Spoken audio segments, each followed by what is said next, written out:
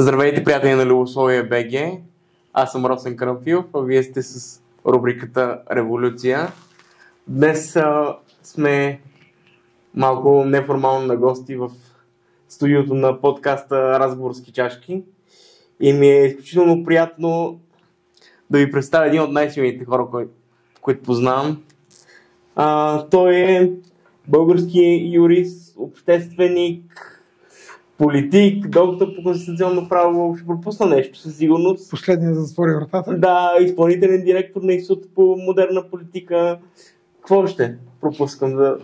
Каквото и да пропуснеш, ще е излишно. Нали? Може да си говорим на ти, нали? Така започна. Да познаваме се от 100 години, дай на тия си говорим. Абсолютно, аз така мисля, че е по-правилно. Много ми се иска този разговор да бъде абсолютно обратното на политически разговор. Аз ти казах и в предварителното ни чуване по телефона, че искам да говорим за човешката страна на нещата. И ми хрумва един такъв първи въпрос. В кой момент Петър Кичашки разбра, че тази система няма да се промени, ако той не влезе в нея? Извинявай, че така говоря, нали, за тебе, нали, в трето лице, но в кой момент разбра, че ти трябва да станеш част от тази система, от политическата система, от всичко това, с което се занимаваш, за да промениш това нещо за всички нас, хората, в така нареченото неравностойно положение? Русреш, това е...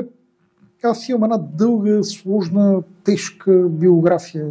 Преживял съм и 2200.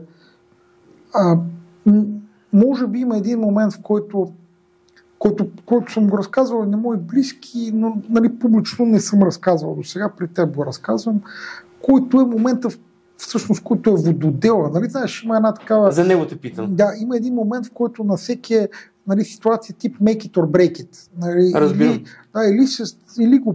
Или се случва нещо, или нищо не се случва. За мен беше момента, в който седнах на количка.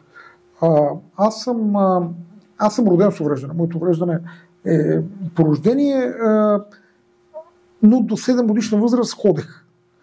Трудно, патешката. Нали? Разбирам. Да, но ходех. Вече като станах между първи и втори клас, т.е. между 7 и 8 години, натежах. И тази тенденция се запази, от тогава съм си се натежал. Но тогава, като седнах тогава вече се оказа, че няма как, нали, просто няма как да продължа да се мъча да ходя, защото няма да стане тази работа. И седнах на количка. Тогава аз, понеже си нямам други проблеми в живота, нали, съм расъл в екстремна бедност. Много сериозна бедност. Буквално нямаше какво да се яде. И нашите тогава взеха количка, рингова количка, както твоята, в смисъл не толкова хубава, нали, съвсем обикновена рингова количка, която взех от Български червен кръст. Нали, да им благодаря на Български червен кръст, защото заради тях съм придобил тази мобилност за пръв път.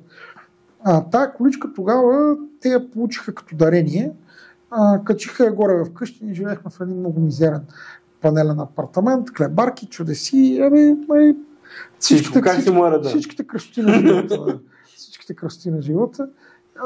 И седнах аз на тази количка, сложиха менаща на тази количка и отидоха долу да се разправят с доставчика. Нещо там, нали, да му благодарят. Така минаха ни 10 минути, които съм сам. Какво прави Петър, като е сам в тия 10 минути за първ път в живота си на количка? Почнах да шетам с количката наляво надясно и с хола. Нали, просто да изсвикна с моториката, с движенията. И тогава, това сигурно ще прозвучи странно за твоите зрители, не знам как да съм по-откровен от това. Казвам го... Искам да си откровен. Да, съвсем чика-чик, както се казва на чист български. Тогава, като че му удари грамотевица. Спомням си го, едно, че беше вчера. Като седнах на тази количка, си казвам, добре, то пред мен в момента има два пъти. Единият път е да се отдам на отчаяние, да се отдам на депресия, да се отдам на въпроса, що на мене. Защото това е легитимен въпрос. Всички сме си го задали в някакъв момент, дори най-силните от нас. Да, този въпрос ти добре ме разбираш. Не знам дали има някой ще ме разбере повече от тебе, нали? Но този въпрос е напълно легитимен. Защото що на мене, що на мене, що на тебе, каква е логиката? Кой ще ти отговори на този въпрос? Това е напълно нормално да се отдадеш на отчаяние. Това беше врата номер 1. Врата номер 2, казвам си ми, то като е така, тия карти са ми раздадени. Мога да се опитам да правя повече, отколкото правят всички останали, да се опитам да направя повече, да бъда повече от всички останали. Да бъда 2 пъти по-умен, 2 пъти по-бърз, 2 пъти по-четящ, 2 пъти по-разбиращ, 2 пъти по-активен, за да постигам техния резултат. Тогава за себе си взех решението, че ще мина през врата номер 2, ще се опитам да съм повече, за да мога да постигам същото, като всички останали. Пък ако не се получи, винаги може да се върнеш към врата номер 1. То няма никакъв проблем, няма никаква пречка конвенционална. Така че тогава за себе си реших, че ще вървя по този другия път. Почнах да чета, братко мой, фото ми е попаднало пред ръцете, включително неща, дето не са за четене в днешно време, нямаше да ги погледна, ако трябваше да ги чета днес. Баба ми и дядо ми имаха 1046 книги в библиотеката си. Знам, че са 1046, защото съм изчел всичките по списък. Като между другото, като преминах 1046 като бройка, спрях да ги броя, защото нямаше вече няма някакъв съществен смисъл. Да. Но хубавото е, че тогава успях да натрупам информираност във връзка с знание, познание, световната класика, всичко дето е френска класика, руска класика, американска класика, британска класика, от Ери Мария Ремарк до за мишките и хората през които се сетиш, през Джек Лондон до Александър Дюма, през... Започваш четенето всъщност. Четенето му. Абсолютно е така. И го казваме и на нашите зрители. Много е важно, наистина. Виж, без четене не става. Много е хубаво човек да си мисли, че може да е умен. Аз го знам това нещо. Въпросът е зрителите дали са наясно колко е наистина. Зрителите са просветена аудитория. Наистина е много важно това нещо, защото от него почва си. Без четене не става. Добре, ето, стигнахме до врата номер 2, а в момента, в който вече беше на тая количка въпросна и трябваше да се сблъскаш с българската система, с българската действителност за такива хора като нас. Как го понесе този първия сблъсък? По избора вече е направен. Да изкаст. Напълно да разбирам. Да, така че избора вече е направен. Ти нямаш избор от тук на след. То избора, ти си го направил избор от тук на след. Нямаш какво да направиш друго, освен да правиш всичко възможно. Дълго време ме водиха, опитваха се нашите да ме водят на рехабилитация. Водят ме на рехабилитация и ми казват, моето увреждане е такова, че ако съм направил в кавички рехабилитация, можех да ходя до 30 годишна възраст. Какво значи правя на рехабилитация? Между 6 и 8 часа на ден, масажи, каране на колелета. Значи, аз понеже вече избора съм го взел, къде ще ме карате мене? Добре, кому е нужно това? Казах, няма да ходя. И как няма да ходиш? Ти ще останеш за винаги на количка. Ама добре, твой избор е да ме карате по 7-8 часа на ден на рехабилитация и после пак да седна на количка. Добре, какъв е избора? По-добре да седна от сега, да го преживея от сега, да го преболедувам от сега. И после да не се занимавам глупости. Защото приемаш, че от тук насетне живота ти е такъв какъвто е и продължаваш нататък, защото иначе какво? Смисъл, иначе каква е смисъл от това да правим? Ще мога да ходя пеша, ще ходя по 6-8 часа рехабилитация на ден, заради съмнителното удоволствие да мога да идем пеша и обратно до рехабилитационния център. До някъде. Което не се знае как ще стане. А социалните контакти, а социалните умения, а възможността да боравиш с хора, това ще ми се налага да го преживявам права, като стана на 30. Няма нужда от тази работа. Така че ми се наложи да съзрея много рано. Много рано ми се наложи да дам сметка за реалностите. И за това съм такъв къвто съм. Виж, в този живот има две категории хора. Хора, които ги е страх да дишат и хора, които нямат нищо за губене. Съдбата ни е такава, че такива като мен и тебе, ние каквото има за губене, сме го вече загубили. Ние сме го загубили отдавна, всъщност. Нема какво да ме изненада живота от тук на сет. Да, смисъл, мога да му убия утре. По принцип може, да, като изненада. Да, мога да му убия утре, ма по-лошо от това няма какво да ми направи. Разбираш, каквото е могло да ми направи, ми го е направило вече. И това е всъщност някаква степен сила, защото ти дава живота ме научи през годините, че всъщност най-опасни са тия хора, които нямат нищо за губене. Защото това са хората, с които трябва да ги убедиш, не мога ги изнудиш, не може да ги принудиш. Но те имат и много скрит потенциал, който просто като излезе и като е наява и вече става страшно наистина. Правиш, точно като тебе. Да, нито съм най-умния, нито съм най-успешния, нито съм най-интелигентния, но мога да кажа за себе си, че аз по-активен човек от себе си не познавам. Аз прекарвам среднодневния ми работен ден, рядко пада под 16 часа. Рядко ставам след 6:30, рядко си лягам след 11:30-12. Това е стабилна програма. И това е всеки ден. И аз като... Сам ли си го налагаш това или просто ангажиментът ти е? То е така. То просто е така. Да, живота ти го налага. Ти този избор си го взел вече. Нали, между 7 Ние сме на врата 2 между 7 и 8 годишна възраст си го взел този избор, от тук насетне нямаш избор вече. Избора е направен. От тук насетне просто правиш всичко, на което си способен. Може да не е най-доброто, може да не е най-силното, но правиш всичко, на което си способен. Много пъти при момент съм опитвал, как така продължаваш да се усмихваш и да си позитивен? Какъв е това повод за усмивка? Личната ти вътрешна усмивка. Какво да направим на живота? Да му реземе иначе. Не, защото някои хора казват, ма те са в поличка, нали, миличките, как? На тия миличките трябва да ни говорят на миличките, ни призвавам да се запознаят с мен. Нали? Ти за това става въпрос. Трябва да си обновиш 5 приказки с такъв като мен, да решиш, че е милички. За това става въпрос. Не, защото аз, примерно, още от съвсем малък, това ми е било най-ужасното ми е било някой да ме съжалява. Като се почна от връстници и се мине през възрастни. Мисля, че хората като нас в нашето положение имат нужда най-малко от това. Те имат нужда от това да бъдат равни с другите. Виж, сега не е баш така. Ами как е? Преживял съм го това по дългия път. Аз през годините съм прекарал една съществена част от живота си да се опитвам да помагам на хората с увреждане, без да ме карат. И осъзнах, че не съм много прав. Защото има една съществена част от хората с увреждане, може би 9 от всеки 10 хора с увреждане, които много им харесват това статут. Които са си много окей хората да ги съжаляват. Това сигурно, ако някой друг го каже, ще е много грозно. Обаче, бидейки на количка, може да си позволя по тази тема да си кажа каквото си мисля. Абсолютно. Голяма част от хората с увреждания всъщност предпочитат статуквото на горките хора. Устройва ги тази работа. Кеф ги да са инвалиди, да викаш тази грозна дума. Виж, това им дава една особена сила на всички останали.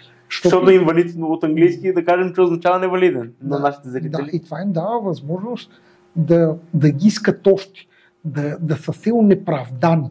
Каквото и да направят, да кажат, аз не мога аз съм един беден инвалид. Това е една много лесно обяснителна схема за живота.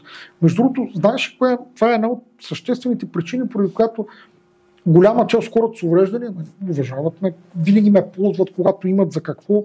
Винаги съм помагал на всички хора с увреждания, които са се докосвали до мен през годините, но няма хора с увреждания масово от масовата Фейсбук аудитория, които да ме харесват в истинския смисъл на думата. Защото такива като мене са доказателство, че ти можеш да съществуваш, да правиш, да живееш и без да си горкия човечец. На тях им харесва позата на горкия човечец, приятелю. Много им харесва. Какво може да им харесва в това нещо? Мисля, за мен, примерно, разбирам, защото съм го виждал в много от тях, но на мен, примерно, като за моята душа, това е много странно ми е. Твоята и моята душа, ние сме 5% от 100. На всички смисъл, защото ако, примерно, вземем тая...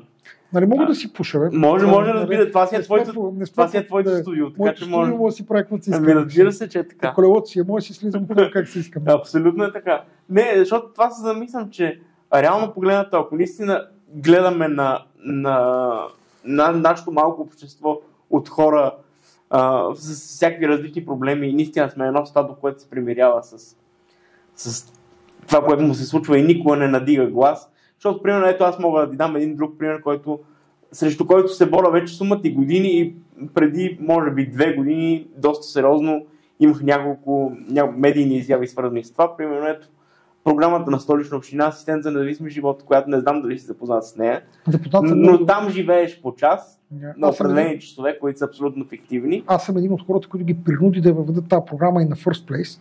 Само, че проблема е, че те няма направиха. Гледахме да стане като хората, стана както да направим както трябва. Гледахме да стане като хората, стана както обикновено. Нормално ли е ставката за часа за един час асистентска помощ да е 3,50? Не, бе, това са абсолютно абсурдни работи. Виж, и тя да не се променя толкова години. Столична община, и двамата познавахме тая дама лека и пръст, че споменава, ама няма как да не споменеш, като говорим за увреждане. Капка Панайотова, тя направи много. Капка велика дама, небесна и памет. Да, Капка беше голема работа. Капка ме е научила на повече работи, отколкото мога да изборя. Тя общо взето е един от хората, които са забравили повече за увреждането, отколкото такива като мен и тебе, че науча през живота си. Капка беше голяма работа. Капка ги накара, аз тогава бях част от нейния екип. Та заедно, нали, успяхме да ги накараме да го въведат това, само че то пусто, нали, хубава работа, ма българска. Нали. Гледаме да направим. Стана по-нашенски. Да, гледаме да направим нещо като хората, то става както обикновено. В случая не можаха да го направят като хората, защото не му разбират смисъл. Те си мислят, че това е заетост за асистенти. Те не разбират, че това е независимо за хора с увреждане. Да, това е живота. Да, това са различни работи. И когато дадоха възможност роднини да бъдат асистенти, всъщност отвориха вратата на кутията на Пандора и създадоха възможност всъщност роднините да получат един съпътстващ доход, да бъдат асистенти на хората с увреждане. То не е само Столична община, тя, нали, държавата въведе цялостен такава механизъм за лична помощ, което е на практика същото. Всъщност позволява родителите да продължат да бъдат родители, само че да получават пари за това. И това е... Което създаде всъщност нелепицата от цялата работа. И закона за личната помощ много години не е променен, аз доколкото знам. Нето закон за лична помощ не се появи. То няма реално. Да, то се появи един раздел в закона за хората с увреждане. Виж, аз ги разбирам хората с увреждане масово, които предпочитат да ползват асистенция на роднините си и да си оставят парите в семейство. Аз ги разбирам, не ги обвинявам. Но трябва да си даваме сметка, че брат мой това работи за много малък процент категория от хората. Не всъщност най-тъжното е, че работи за преобладаващата част. Не, защото аз пък мога да ти кажа друго. Познавам и съм сигурен, че и ти познаш. Дори в момента се сещам за две мои познати приятелки от малки градове, които точно са натопленци. И казват, аз искам да живея, искам да излизам, а пък моят асистент е майка ми и съответно живота ми не е такъв, какъвто го искам.